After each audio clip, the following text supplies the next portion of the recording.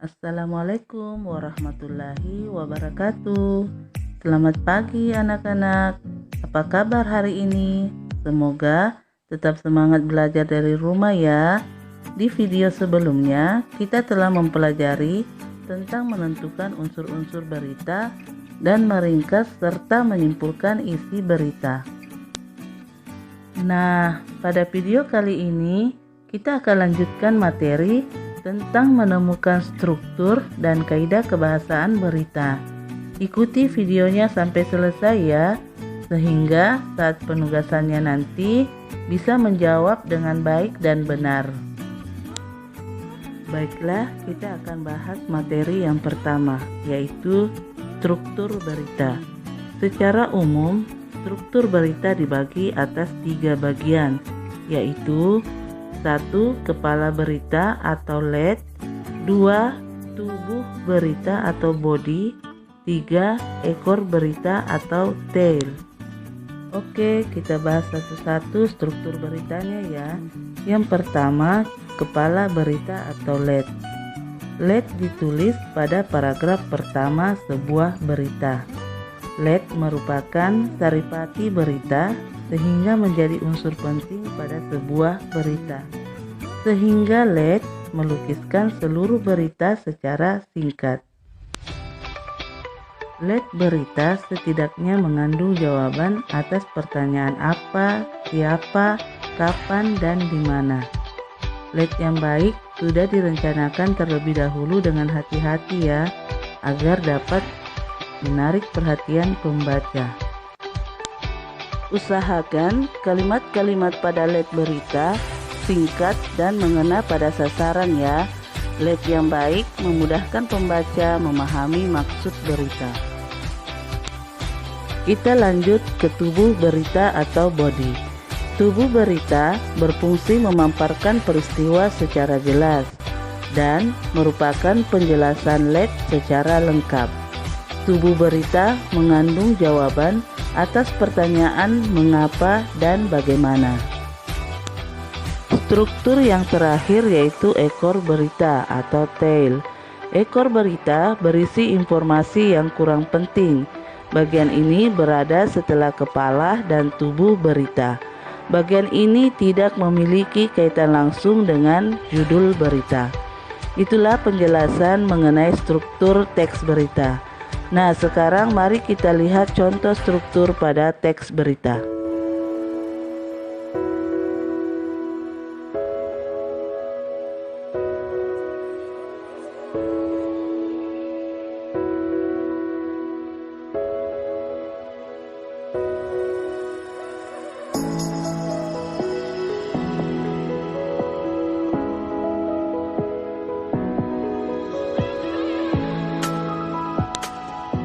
Sekarang kita lanjut membahas tentang kaidah-kaidah kebahasaan teks berita.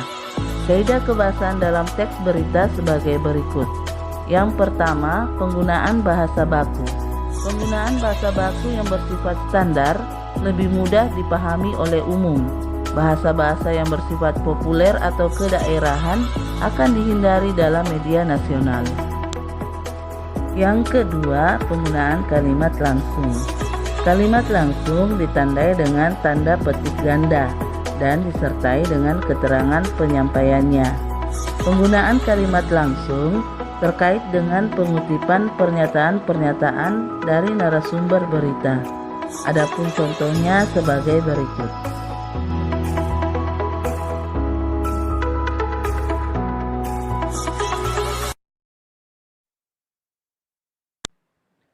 Ketiga, penggunaan konjungsi bahwa yang berfungsi sebagai penerang kata yang diikutinya. Konjungsi ini berkaitan dengan pengubahan bentuk kalimat langsung menjadi kalimat tidak langsung. Contoh kalimatnya seperti berikut.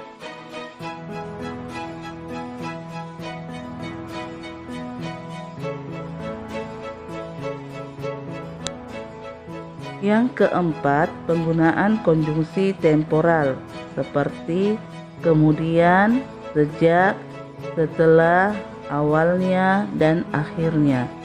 Konjungsi ini berkaitan dengan pola penyajian berita. yang umumnya mengikuti pola kronologis atau urutan waktu. Adapun contohnya sebagai berikut.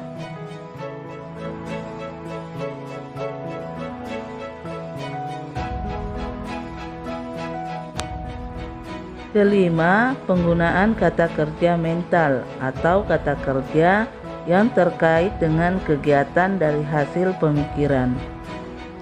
Adapun kata-kata yang dimaksud seperti memikirkan, membayangkan, berasumsi, berpraduga, berkesimpulan, dan beranalogi. Adapun contohnya sebagai berikut.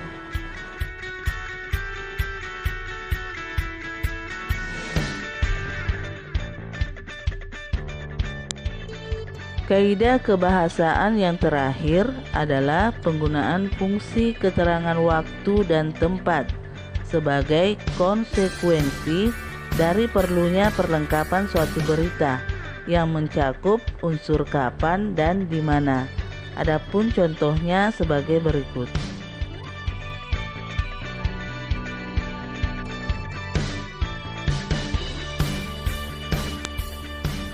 Itulah penjelasan materi tentang struktur dan kaidah kebahasaan teks berita. Semoga video pembelajaran ini bermanfaat. Kurang lebihnya mohon dimaafkan. Ibu akhiri, wassalamualaikum warahmatullahi wabarakatuh.